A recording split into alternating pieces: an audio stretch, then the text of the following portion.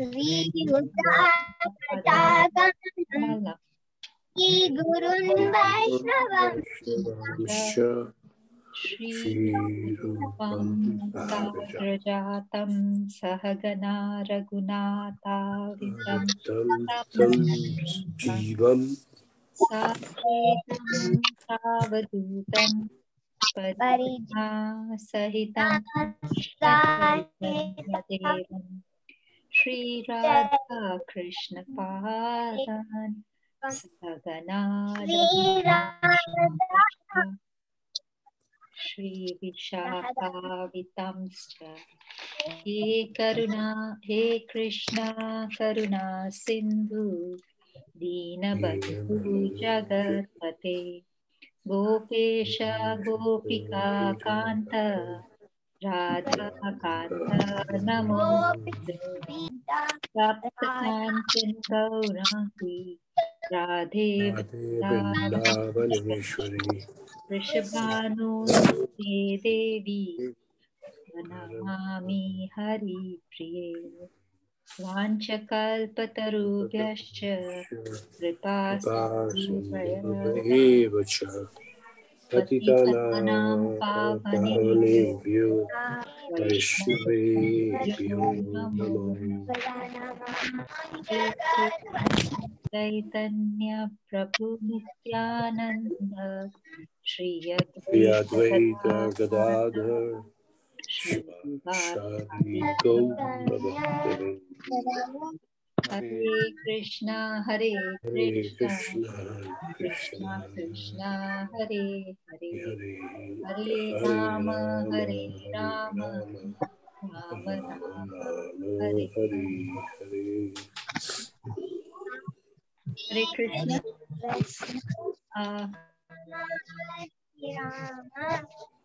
Ram Ram Hare Hare. Krishna. Thank you very much, everybody, for joining us in Mangalacharan. We are reading Bhagavad Gita as it is. We are on chapter 6. Chapter 6 is called Dhyana Yoga. And the text for today is text 16. Text 16. And we have with us Rukma Prabhudas, Prabhuji with us. And on behalf of everybody from all over the world, Prabhuji, we'd like to pay our humble obeisances. Thank you very much for joining this group. Hare Krishna. Hare Krishna. Prabhuji, we are on 15, so I hand it over to you. Prabhuji, we can help you with reading the purport if you so desire and the translation. Yeah. So you want me to read the verse? Yes, Prabhuji, we can repeat after you as well so that we learn. Should we read the Sanskrit first? Nati ashnatastu yogo ashti. Nati ashnastastu yogo asti. Na chaikantam anashnata. Na chaikantam anashataha. Na chati swapna shilasya. Na chati swapna shilasya. Jagrato naiva charjuna. Jagrato naiva charjuna. Translation by His Divine Grace, Sri Bhaktivedanta Swami Srila Prabhupada, Srila Prabhupada ki jai. There is no possibility of one's becoming a yogi, O Arjun, if one eats too much or eats too little, sleeps too much or does not sleep enough. Mataji, you can read the purport. Hare Krishna. Thank you, Prabhuji. Purport. Regulation of diet and sleep is recommended herein for the yogis. Too much eating means eating more than is required to keep the body and soul together. There is no need for men to eat animals because there is ample supply of grains, vegetables, fruits, and milk. Such simple foodstuff is considered to be the mode of goodness according to the Bhagavad Gita. Animal food is for those in the mode of ignorance. Therefore, those who indulge in animal food, drinking, smoking, and eating food which is not first offered to Krishna will suffer sinful reactions because of eating only polluted things. Bhunjate te tva agham papaye pachati atma karanat. Anyone who eats for sense pleasure or cooks for himself, not offering his food to Krishna, eats only sin. One who eats sin and eats more than is allocated to him cannot execute perfect yoga. It is best that one eats only the remnants of foodstuff offered to Krishna. A person in Krishna consciousness does not eat anything which is not first offered to Krishna. Therefore, only the Krishna conscious person can attain perfection in yoga practice. Nor can one who artificially abstains from eating, manufacturing his own personal process of fasting, practice yoga. The Krishna conscious person observes fasting as it is recommended in the scriptures. He does not fast or eat more than is required, and he is thus competent to perform yoga practice. One who eats more than required will dream very much while sleeping, and he must consequently sleep more than is required. One should not sleep more than 6 hours daily. One who sleeps more than 6 hours out of the 24 hours is certainly influenced by the mode of ignorance. A person in the mode of ignorance is lazy and prone to sleep a great deal. Such a person cannot perform yoga. Hare Krishna. Hare Krishna. Thank you. Okay, so we read the purport and the verse. I'll repeat the verse. There's no possibility of one's becoming a yogi, O Arjun. If one eats too much or eats too little, sleeps too much or does not sleep enough. Now, before we go further, we have to get a clear understanding of the word yogi. Yogi means one who practices yoga. It's called yogi. Yoga means to connect your Atma, your soul, to the super soul or Krishna. That is called yoga. Any other yoga which does not bring you to this connection is not really yoga. It may be preliminary steps or maybe a supplement to the yoga. Real yoga means to connect oneself through Krishna. And in our Vedic scriptures, there are many, many yogas.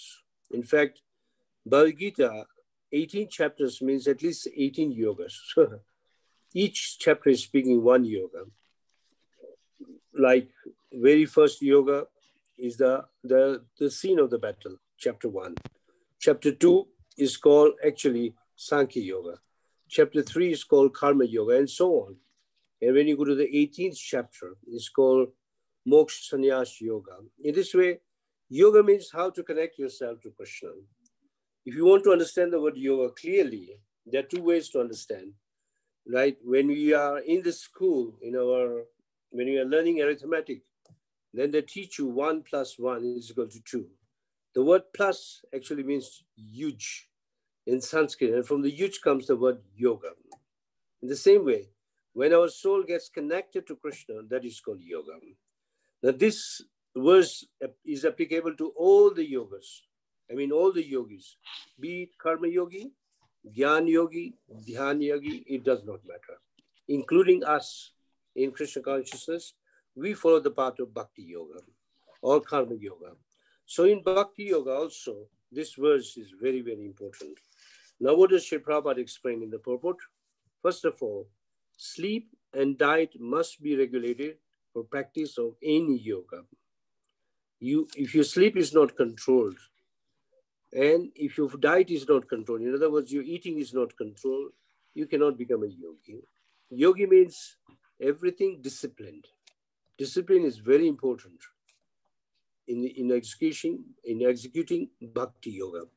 So you'll find if you overeat, for example, we all have a tendency to overeat when we see our favorite food in front of us, and we just eat more than what is required, then the immediate effect is we feel lazy and sleepy. That's the effect of overeating. And better undereating rather than overeating. The same way, if you oversleep, then the body will say, sleep more. The body will demand more sleep. It's like spoiling your body by eating and sleeping. So that is the main theme of this particular verse. Eating is a necessity for a body to be kept healthy, or to keep the soul and body together. Eating is a must. You can't say not to eat. You have to eat, but you eat in control or in the right proportion. Of course, in ISKCON, we say, oh, eat a lot of prasad. But here in prasad, you have to be careful.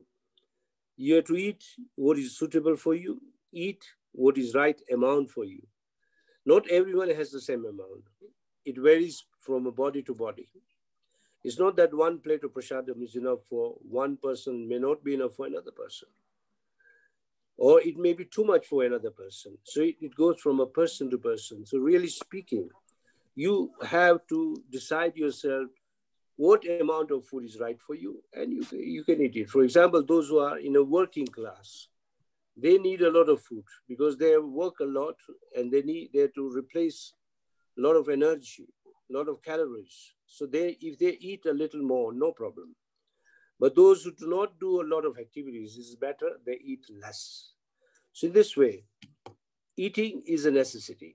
You may be shocked that if you go to countries like India, some of the most hard out working people are those who pull carts with a lot of load. I don't know, here in Kenya, we call it mogokateni. In India, they call it tela. So tela means lot of weight. And imagine what do they eat? They drink water, plenty of water, and they eat chana. Chana means chickpeas. And gur. Gur means jaggery. Just that much is enough. Little only. But it has so much protein and so much energy, so much strength inside that they can carry heavy load. Now, if we try to eat that, then our stomach can get spoiled. So food may vary from a person to person. So to keep the body healthy or keep it living, or to keep our soul alive, we have to eat. And we also have to sleep. Now, Srila Prabhupada says that as far as so much grains, vegetable and fruit is available, why should people eat meat? Because especially in Kenya, in tropical countries, so much grains, so much food is available in the form of so many types of grains, so many kinds of fruits, fresh you can get, and also a lot of vegetables you can get. So why eat meat? Meat is for people who can't get any food. Actually, really speaking, meat is not the right food for human beings. If you study our teeth also, our teeth are, if you see the molars inside, they are flat. And if you see the teeth of carnivorous animals, they are sharp because they just eat and push the food inside and their intestines are big. A lot of acid is there in their stomach. They can easily digest the meat. Whereas in us, the intestine is long and very small, very thin. So for food to pass is not easy. So we should not eat meat as far as our human body is concerned. Unless we are too accustomed to eating meat, then our Shastra says you may eat meat. There are people who can't live without eating meat. So they can eat once in a month. It is called Amavas. Amavas means dark night, in which there's no literally moon. The moon starts the next day. On the Amavas, one is to slaughter a goat, not any animal, a goat. And that you are not in front of Krishna. You have to slaughter it in front of Mother Kali. And you have to speak a mantra to them that, oh, Jiva, I am killing you in this life, so you will kill me in my next life. This is a contract done when slaughtering an animal. So one who is wise will never slaughter an animal. And there's a lot of reaction when you eat meat. Of course, there is reaction when you eat vegetarian also. Because vegetables also have life. Many of us will say, how? You see, if you put a potato or even a carrot in a damp place, then it starts growing. It means there is life inside. So there is life in the vegetarians. There is what you call life in the grains. But meat actually has no life inside. The meat is something which has been killed already. This is a remnant of a dead animal you are eating. So that's why it is a lot of reaction. And those who handle the meat, those who slaughter the meat, those who transport the animal, those who sell, those who cook, those who eat, all of them get a reaction. In the Vedas, it is written, especially if you slaughter a cow, then what happens? The number of sweat pores are there, or number of hairs that are there on the body of a cow, as many times you have to take birth. So it carries a very big karma, whereas vegetarian carries a very little karma, very small karma. And we devotees, as Sri Prabhupada is quoting in the chapter, in the purport, Bunjante tu agam papa ya pachanti atma karanat. If you see in the purport, Prabhupada has quoted a verse from the 3rd chapter of Bhagavad Gita. And the meaning of that verse is that my devotees are freed from sinful reactions because they offer food in yajna. Yajna means as an offering. We don't eat what has not been offered to Krishna. And very well explained again in the 9th chapter, where it says, Yad karoshi, yad ashnashi, yad juhoshi, dadashi. The meaning is, whatever you do, whatever you offer, whatever you eat, or anything you do it as an offering to me. In other words, a life of a devotee is a life of offering.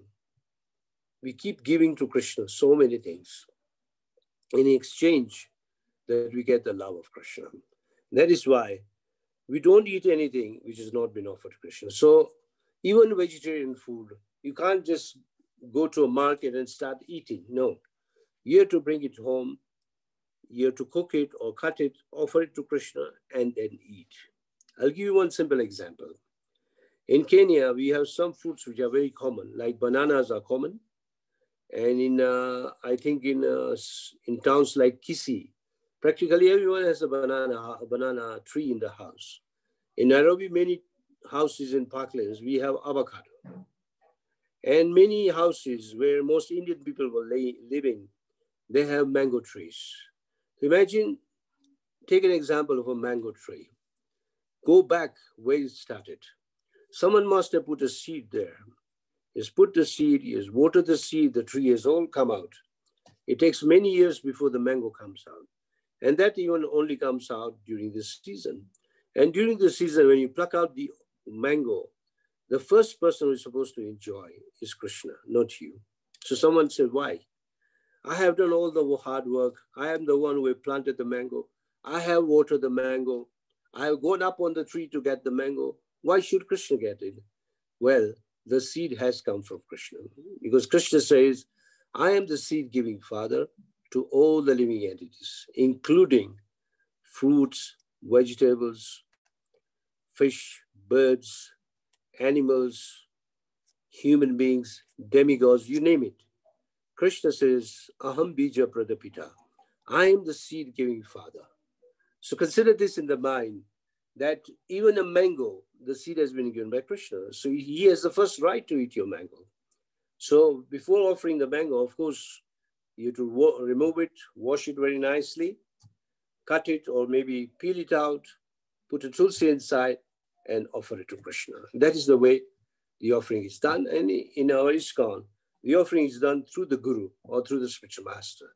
The spiritual master will give the offering to his spiritual master will give it to his grand spiritual master, till it goes right up to Krishna. So we follow the parampara or a disciplic succession in order to eat food, to offer food. So it says in the 17th chapter, the kinds of food, there are 3 kinds of food mentioned in the 17th chapter. The food in the mode of ignorance, food in the mode of passion, and the food in the mode of goodness. The food in the mode of goodness are juicy, fatty, palatable. So it means right food for human beings in the mode of goodness is milk, grains, fruits, and vegetables. And also in the 9th chapter, Krishna says, Patram Pushpam Phalam Toyam. What does Krishna like? He likes simple things. He likes leaves, he likes flowers, he likes fruits, and he likes water. Patram Pushpam Phalam Toyam. So it's very clear in the Bhagavad Gita that in any civilized or a country or people who are very cultured, they will stick to the food which is mentioned here in Bhagavad Gita. Many of our Indian community, many people in our Indian community say that what is wrong in eating onions and garlic? Well, that is classified, if you go to the Bhagavad Gita, as a mode of food in the mode of passion. Because you find the word pungent. Any food which is pungent cannot be offered to Krishna. And even if you eat that food, your mouth is also going to smell. Someone is sitting next to you, he can even know that you eaten an onion. So in this way, everything is very clear if you go to Bhagavad Gita. Anyway, Srila Prabhupada says, if you eat for your pleasure, then that is a sin. If you eat for the pleasure of Krishna, or food which has been offered to Krishna, that becomes devotional service. How? If you eat prasad, it is a part of your devotional service. How did ISKCON start? What did Prabhupada do? You should go back to the 60s. Srila Prabhupada used to cook himself. In the beginning, he was alone with one family, but he'll share the food to everyone after offering to Krishna. When he started living on his own, along with the hippies, then he would cook himself and he would make enough prasad for anyone to come. And all these hippies, the Westerners, they loved the food so much that they would eat right up to, we can say, up to the neck. So much food. So ISKCON was started by prasadam. And the food should be in the mode of goodness. And when you say Krishna Prasad, that is already in pure goodness. And food is very, very powerful. For example, if you read Mahabharata very nicely, you find that many people ask the question, why Bhishma and Dronacharya, why did they fight on the side of Duryodhana? And Duryodhana was very evil. Why? And the answer is, because he had eaten at the house of, they all had eaten or had been maintained by Duryodhana. So when you eat at someone's place, you are under an obligation to serve them. In other words, you're obliged to them and you have to return to them in exchange in the form of service or anything. That's why in the temple also, when we eat prasad, it's good to do some service. Don't just eat. We should offer some service, including maybe if we can wash our own plates, help doing some service at the temple, but should not eat free. However, Prabhupada is very, very merciful that he gives prasad to everyone. I remember when I came to temple many, many years ago. This is way back in 1979. I was told to take prasad. And we know that we are accustomed, when you say prasad, means a pinch. Just a pinch of prasad. He says, no, this is ISKCON. You don't get a pinch. You get a whole plate. And I said, no, I can't eat this. He said, no, you have to eat this. And the food was so tasty that I think food brought me to the temple also. In this way, we all become attracted to food. Imagine we, even after all these years, we are looking for eating food, especially at devotees' houses. Because when you eat at devotees' houses, they feed you very nicely. And even the food is so nice and so tasty. So one may ask how. Once one visitor was visiting our temple. Now this is just last year. He happened to be a friend of mine. He said, you people eat the best food. We can't get this food even in a restaurant. Because when you go to a restaurant, you can't get such a big variety. Whereas here, if you eat a Rajbhog, at least you get a dozen varieties. And you're allowed to eat all those. So we are getting such nice food. That's why we should think of, even if you are a meat eater, if you develop a taste for the vegetarian food, you will give up the taste of meat. Also in Sripad Ramanujacharya's life story, there's a nice incident which glorifies prasadam. Sripad Ramanujacharya happened to be a sannyasi and he used to travel from town to town. Sannyasis don't stay at one place. They move place to place preaching. And he had many, many disciples, many disciples. Of which he had almost 3,000 to 4,000 sannyasis. Imagine such a great preacher India has ever seen. So once they were visiting a town and they were supposed to go to another town the next day.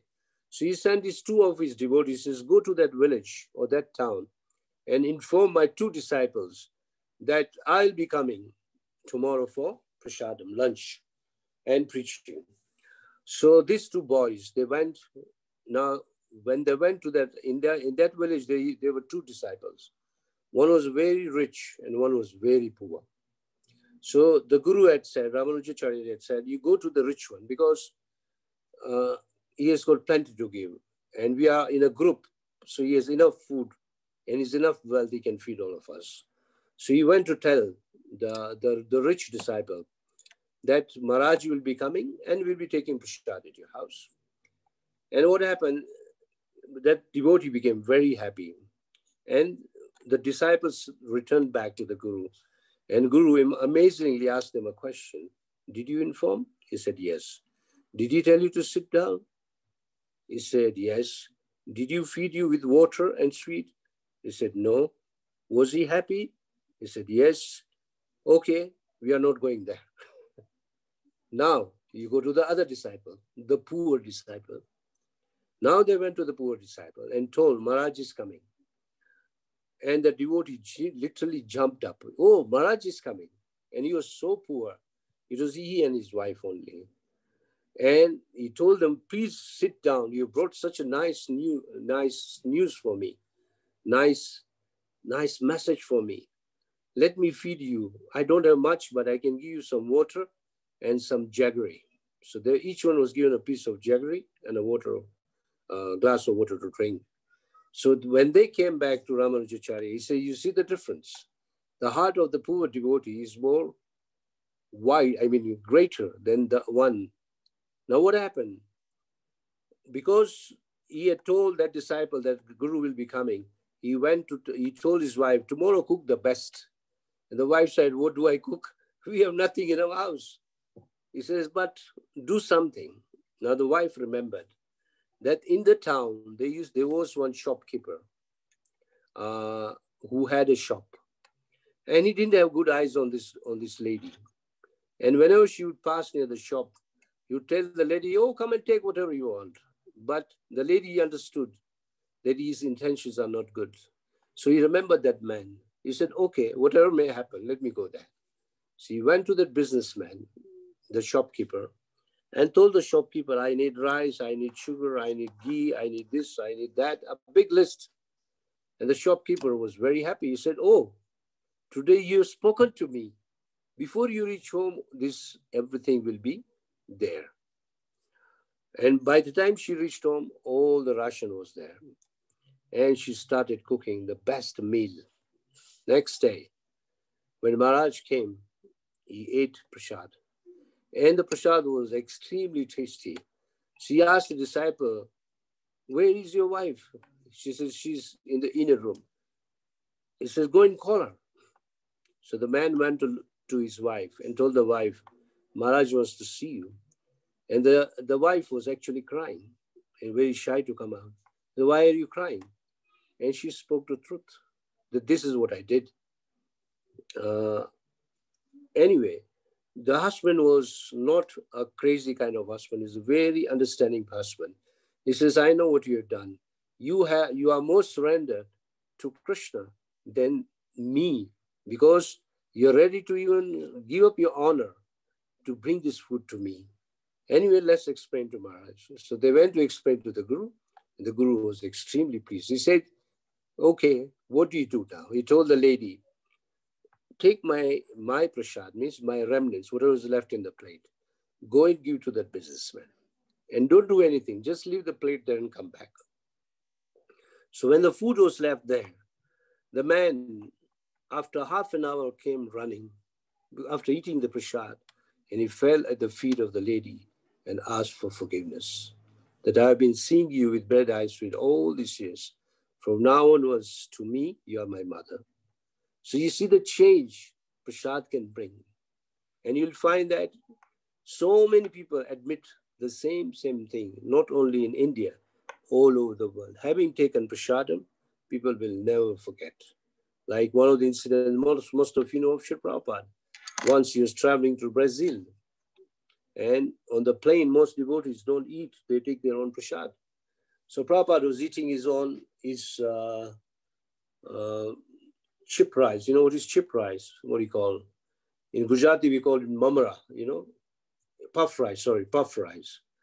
And you get it practically in every Indian ration store. So he had in his plate puff rice and he was eating. So a hostess passed by. And when she looked at she asked Srila Prabhupada, what are you eating? He said, I'm eating puff fry. You also eat. Prabhupada took a whole pinch, a handful and gave it to her. And she ate. She really liked it. Can I have some more? Prabhupada gave her more. And after this, the story is finished. Now, you may not know, it's about 6-7 years ago, some of our devotees were doing Harinam in a remote village in Brazil. And they were passing in a very small village. And they saw one lady coming out of a very small house, very old lady, maybe in 70s, 75, something like that. And when she looked at the devotees, she was very happy. She says, come inside.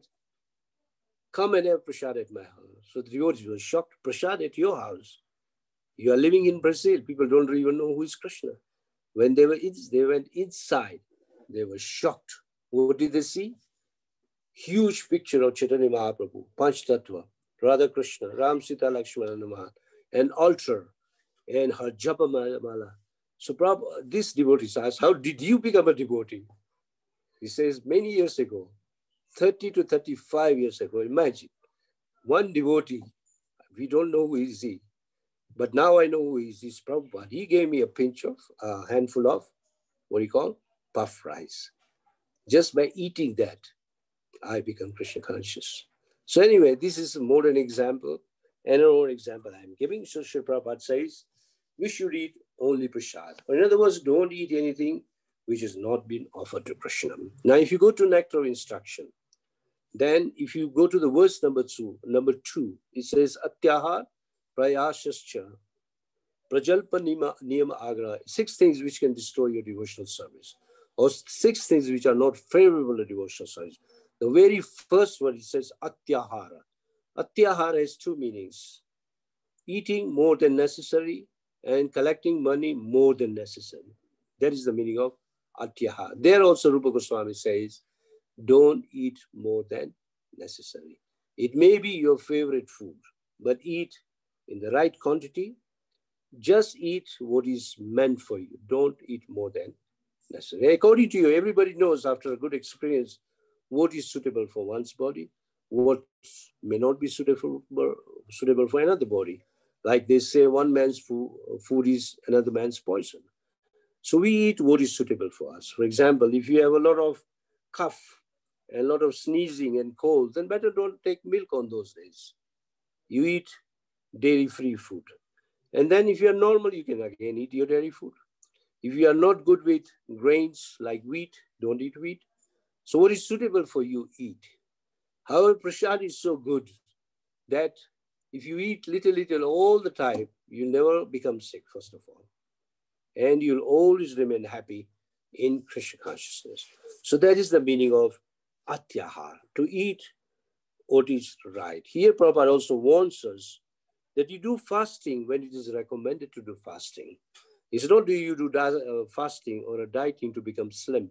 No. Fasting has to be done when it is recommended. Why? When do we fast?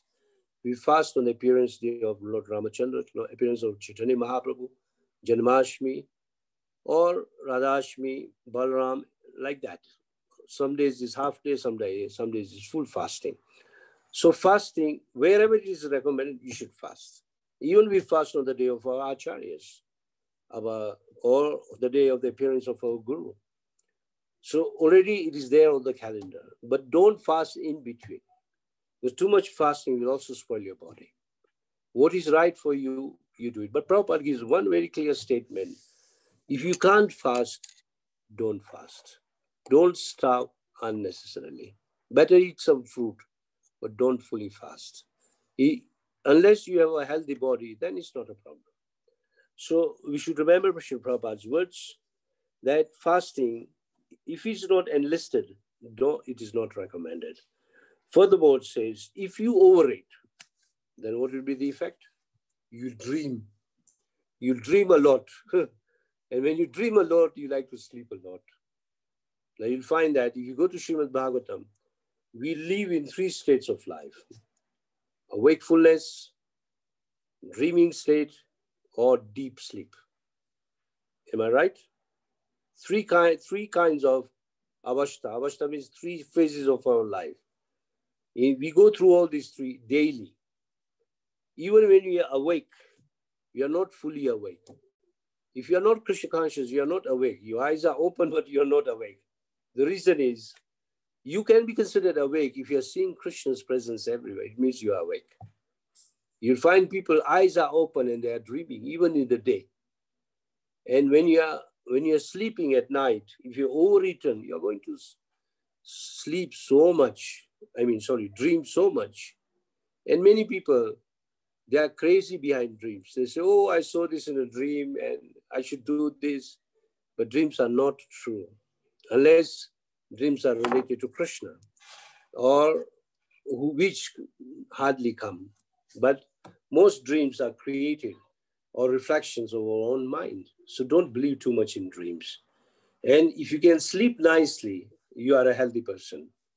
Like most of us devotees, when we sleep maybe around 9:30, 10, exactly at 3:30 we wake up, because it's in our daily timetable. But you have to be very disciplined when to sleep, when to eat. And also one more important thing, that don't sleep more than 6 hours. Maybe 6 to 7, but not more than that. If you sleep more than that, then you cannot become a yogi. You find at the end of this chapter 6, in the closing verses, Krishna is telling Arjuna that a yogi is greater than a fruity worker. He is greater than an empirical philosopher, or in other words, a knowledgeable person. And he's better than an austere person. So become a yogi. Now, for your information, in the first 6 chapters, Krishna wants him to become a yogi. In the middle 6 chapters, he wants to become a devotee. In the last 6 chapters, he wants him to become a yogi, a sannyasi, and a devotee. This is how Bhagavad Gita is made. Very nicely made. So anyone who has at least brief knowledge of Bhagavad Gita can understand that in the 6th chapter, Krishna is trying in every way to make him into a yogi. Because if you can't become a yogi, it means you cannot control your senses, first of all. And devotional service is very much important on sense control. And those who can't have sense control, they cannot perform devotional service. So as the chapter goes on, then we'll find that Arjuna also saying what are the difficulties he's having. And we'll not discuss that subject because it is beyond this verse of today. And in the verse of today, it says that sleep and diet must be regulated. Don't eat too much, don't sleep too much. Because if you eat too much today, you're going to eat more than that tomorrow, and more than that on the 3rd day.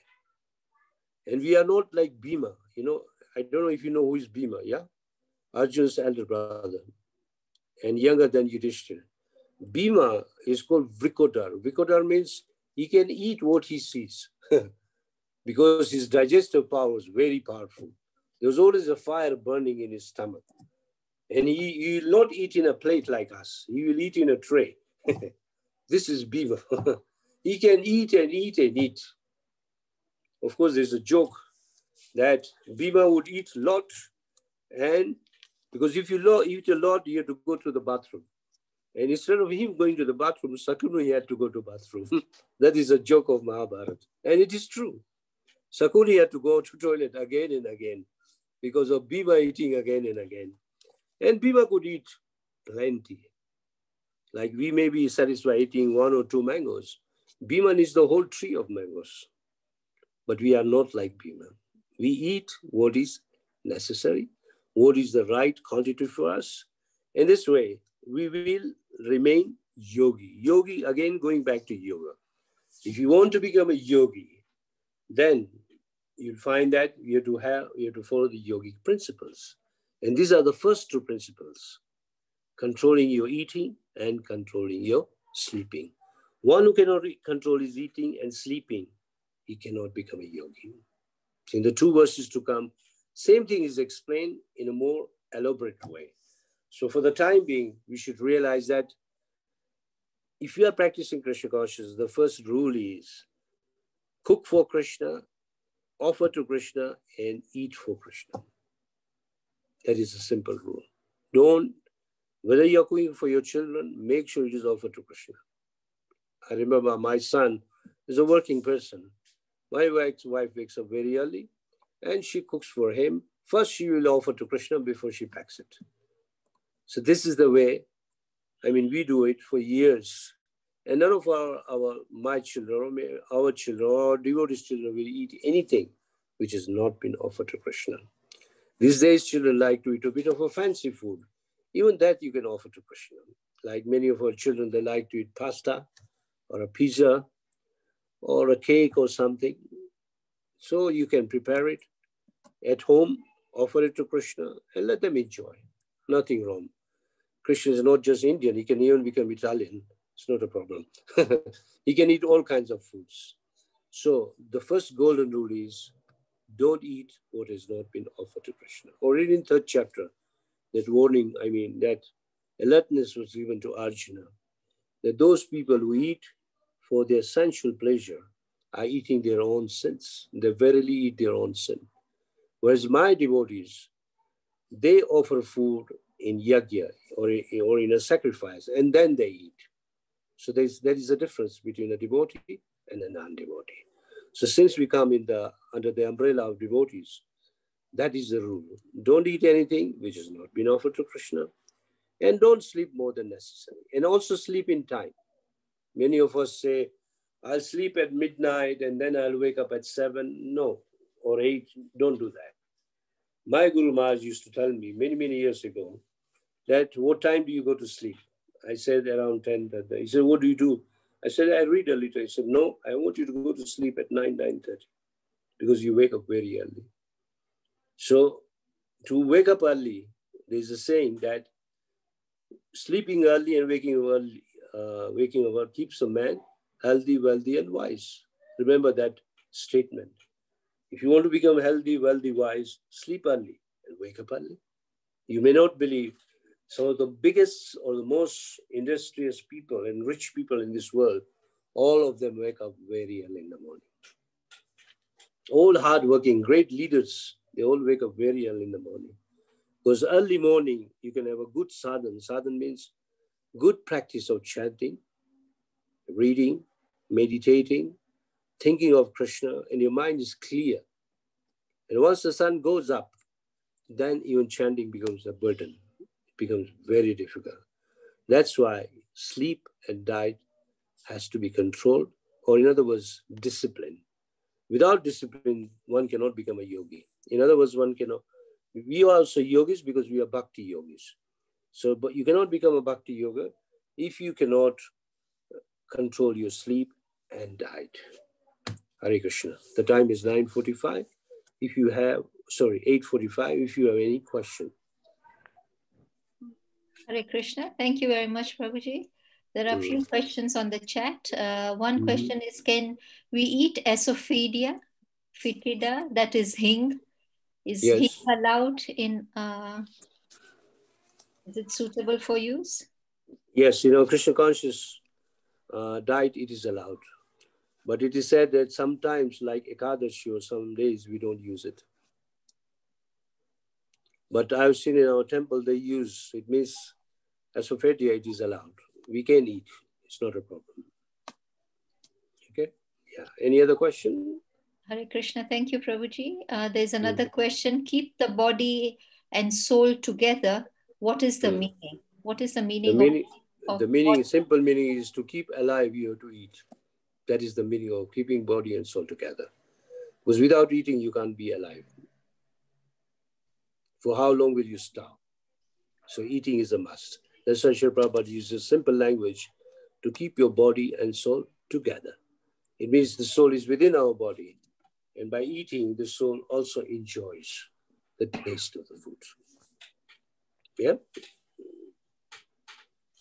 Next question. Hare Krishna. Hare Krishna, Prabhuji. Parth Prabhuji, you have a question? Yes. Hare Krishna, Prabhuji. Thank you very much for your wonderful class, and please accept our humble obeisances. Prabhuji, one question is that what is the benefit, what is the importance of fasting in progress in devotional service, devotional life? Okay, now when you say fasting, it comes in the category of austerity. So all austerities are good. So fasting is good.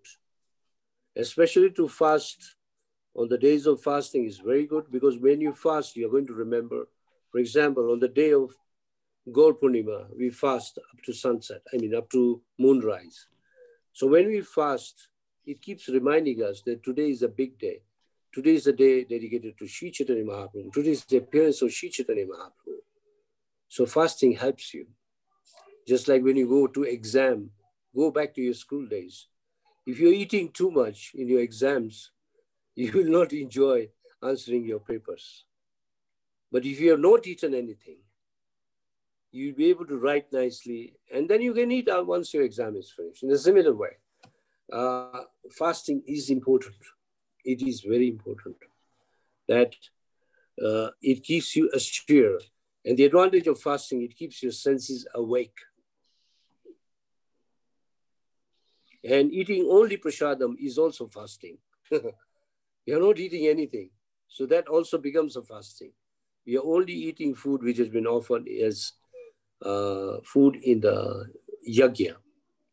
There's a verse, I can't remember which chapter, I think it's the last verse of the 7th or 8th chapter, where it says that in Krishna consciousness, in that one, the word Brahma is used at least 6 times.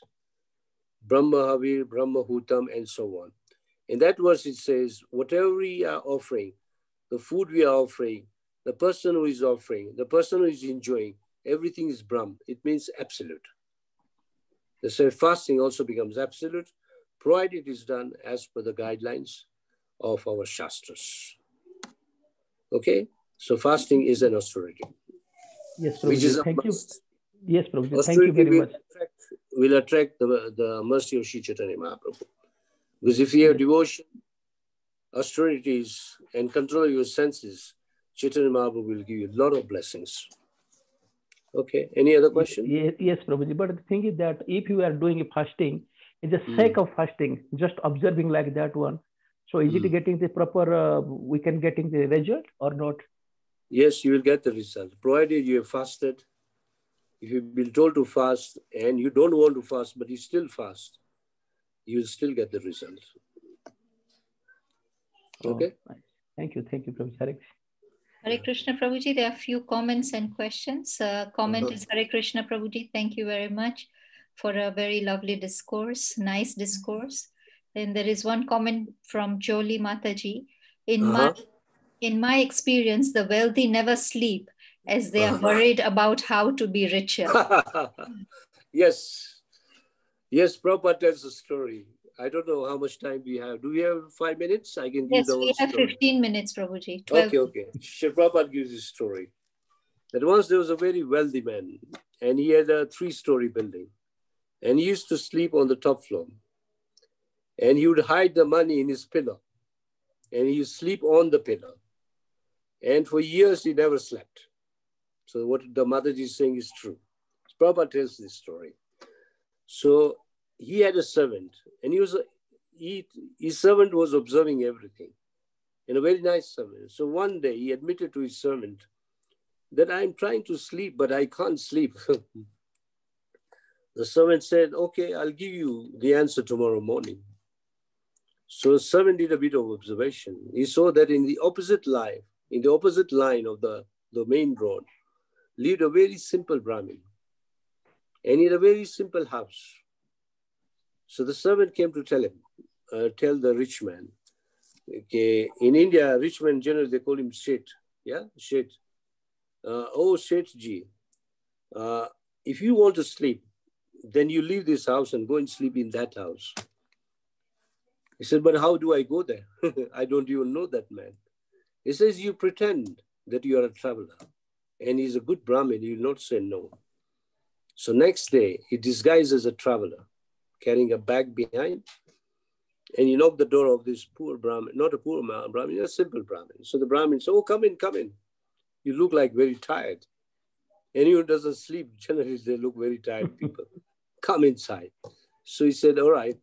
So since you are tired, let me give you a bath. So first he gave him a bath. And then he gave him a glass of milk.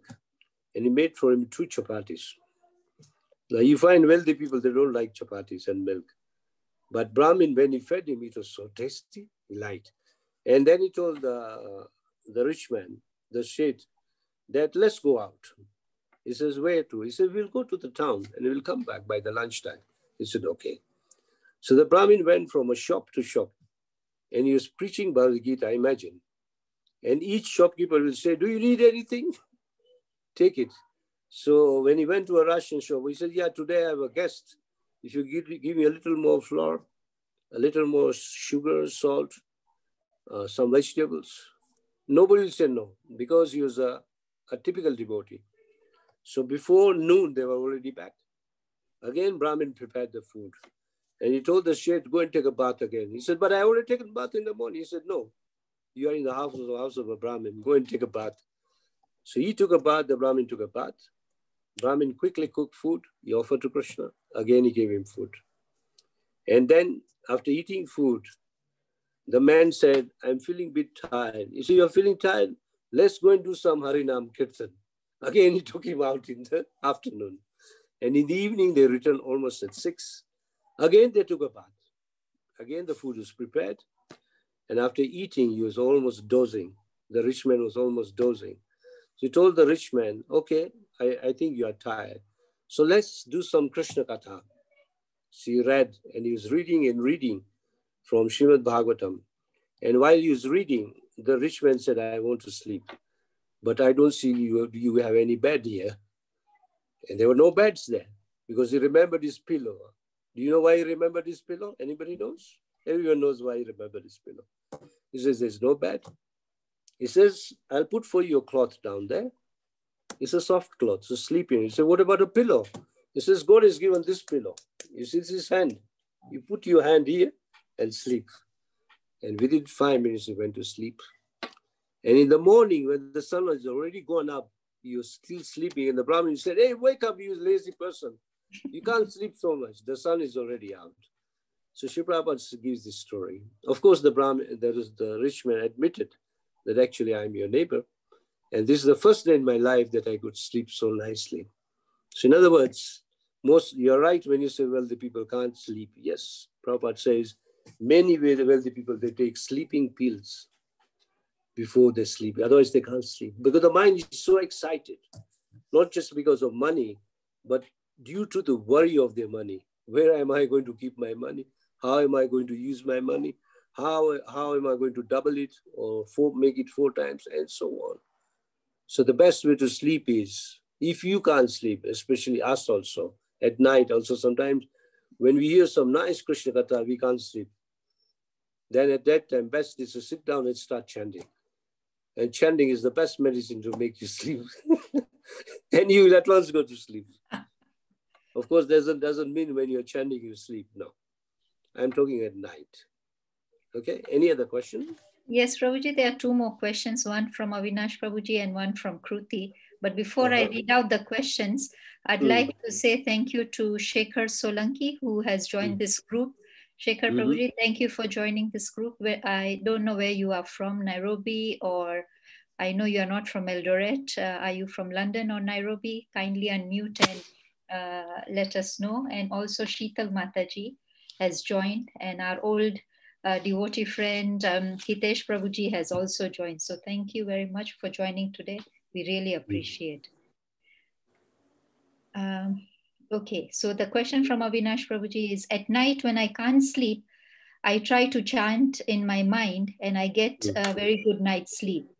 Yes. That is his comment, but his question is it better to eat if fasting prevents you from carrying out devotional service? Well, it depends from person to person. Some people can fast, some people cannot fast. If you think you're difficult in fasting, then you eat a little. For example, like Ekadashi, if you can't fast completely, then you can take fruit and milk. And of course, in our ISKCON, Ekadashi means a party. So such a big variety of prasad in our temple. I feel these days there is corona, but when there was not corona, we find the whole prasadam room full with so many new people who we don't even know. Because they know on Ekadashi you'll get the best food here. Because at your home, maybe your wife will cook 2 items or 3 items. But in temple, you get at least a dozen items. Okay. Yeah, and another question is from Kruti. Kruti, unmute and ask because you have not written in the chat. Yeah, okay. Hare Krishna. Can you hear me? Yes. Okay. Yes, I want to ask, in a lecture, I once heard that there are some people who are attached to food. So I wanted to ask, is eating your favorite foods or stuff, does it cause any attachment? Or if you explain something about it. Well, to become attached to food, to taste of food is natural for everyone, not only one person, everyone. You all have a favorite food. There's nothing wrong. But whenever we eat our favorite food, offer to Krishna. That is the advice of the Shastras. So it's not an attached to food. Like I myself, though I am a simple person, if my wife cooks mung, you know mung, the green lentils, I love it. And I'll tell her, even if you cook every day, I'll eat every day. But so everyone has something favorite. So it's not an attachment, but you feel satisfied eating that food. So there's nothing wrong. And since we are part and parcel of Krishna, if we are satisfied, it means Krishna is also satisfied. Also, okay, if you remember that when Duryodhana wanted Krishna to eat at his place after the peace treaty, and then he did not, Krishna did not eat there. He went to eat at Vidura's house, and he ate very simple food. Spinach, bhaji, just simple spinach and roti. And that was it. So Krishna is also a sentient being like us. Nitya Nityanam Chitnas Chetanam Eka Bahunam Vidadate Kam. And the meaning is, he's one individual controlling all of us. We all individuals. He is eternal, we are all eternals. In other words, he's also sentient being, and we are also sentient being. He has thinking, feeling, willing. Also, we have thinking, feeling, willing. Sometimes people put God too far. He's not meant to be kept too far. God is meant to be kept very close. Like in the Brahma Samhita, there's a verse where it says, Golakayeva nivashati akhil atma bhuto. Though I am far, far away in my Golok Dham, in Vaikuntha, but I am also very close to you. I am in your heart. So remember that verse very clearly. Okay, that was a nice question you asked. What is your name? The girl who asked the question. Who? My name is Kruti. Kriti, okay. Thank you. Nice question. Yeah. Thank you. Hare Krishna. Hare Krishna, Prabhu. Whose house did Krishna, or whose food did Krishna accept with humility? The person who had total humility and love of Krishna. It was a few grains, wasn't it? Is it Sudama, I believe? Yeah, Sudama, when he came to his house, Sudama had actually brought, again, chipped rice. Yeah, and he had kept it here, what do you call it? He was very shy to give it to Krishna. But Krishna is a supreme person. He knows that he has eaten some food, which Sudama's wife had borrowed from someone. They didn't have any food at their house. So she had borrowed from the neighbors. And Krishna said that my Babi means your wife must have sent something for me. And he's too shy to give to Krishna because Krishna is a king. How can you offer cheap rice? Cheap rice is one of the cheapest food you can get in the market. So Krishna forcefully took it and he started taking, we can say, morsel after morsel. So that you are right that he enjoyed just a few granules of those cheap rice. And in exchange, Krishna gave Sudama, I can say, millions and million times much more, which Sudama never even dreamt of. Yeah, so you're right. Hare Krishna, Prabhuji, one more comment. This is from Sheetal Mataji, who is from Nairobi. She just lives next to the temple. Thank you, Mataji, for joining our group. Please feel welcome and join every day at the same time. And she says, knowledge I feel will never leave you and will stand you in good stead throughout your lifetime and beyond. Yes, but she should remember the verse which is in the Bhagavad Gita. The verse number is 15:15, where Krishna says three things. Sarvasya chaham hridishaniva. The meaning is, I am seated in everyone's heart. I give knowledge, I give remembrance, and I also make you forget. So we may have knowledge, but if you want knowledge to stay with us, then you have to be Krishna conscious. Knowledge will always stay with you. But if you're not Krishna conscious, all your knowledge can be forgotten. And chant Hare Krishna. Many people ask that, how come you remember so many things? Because the mind is clear. When you chant, your mind is clear. When those people who don't chant, the mind is not clear, so they can't remember. If you want a good memory, then you have to keep your brain active by chanting Hare Krishna. Okay, thank you very much. Hare Krishna. Thank you, Prabhuji. We have exhausted our time and questions. I'll hand over to Path Prabhuji. Thank you. Thank you very much, Prabhuji, for your wonderful time to giving us, to enlighten us, this small group. We are so grateful to you for your wonderful session and lecture. I request everyone, please unmute yourself and chant Hare Krishna mantra once for glorification of His Grace Prabhupada Ji, Srila Prabhupada, and His Grace Srimad Rukma Prabhuji. Please join with chanting. Please join. Hare Krishna, Hare Krishna, Krishna Krishna, Hare Hare, Hare Rama, Hare Rama, Rama Rama, Hare Hare. Vancha kalpa tarubhyascha kripa sindhubhya eva cha patitanam pavanebhyo vaishnavebhyo namo namaha. Hare Krishna. Hare Krishna.